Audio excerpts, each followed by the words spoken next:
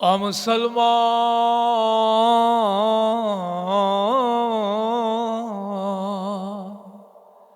আমার নবী কম কষ্ট ইসলামের দাওয়াত দেন না।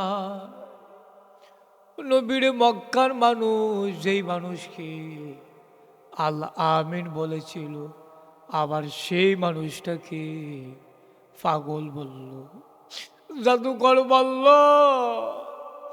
যেই মানুষটারে মক্কার মানুষ আল আমিন স্বীকৃতি দিয়েছিল, সবাই বলেছিল মোহাম্মদের মতো নাকি আমানতদার একটাও মক্কার নগরের ভিতরে নাই। বাংলার মুসলমান মন দিয়ে শোনো, আমার নবী যেই দিন সব গোত্রের মানুষকে একত্রিত করেন, সবাইকে ডেকে আনে বললেন, তোমরা যে দেবী দেবীর পূজা করো এইগুলা ফাও, এগুলা মিশা মিশা, আমরা কিছুই দিতে পারবে না।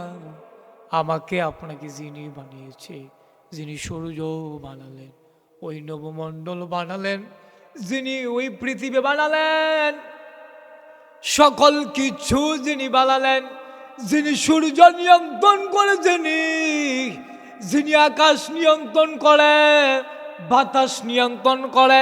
অকুমিল্লার মানুষ মন দিয়ে শোনাম, গভীর মনোযোগ বাবারা।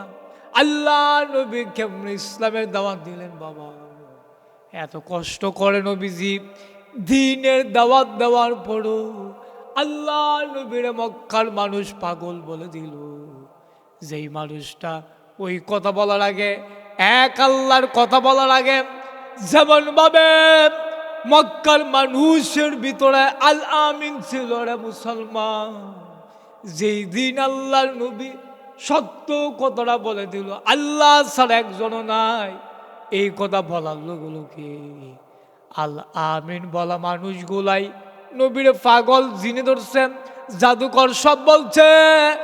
মুসলমান, এই নবীর উম্মত যারা, তাদের উপরে হামলা হবে, মামলা হবে, জেল জুলুম হবে, নির্যাতন হবে, প্রয়োজনে জীবন দেওয়া যাবে, ইমান দেওয়া যাবে না, ঠিক কিনা?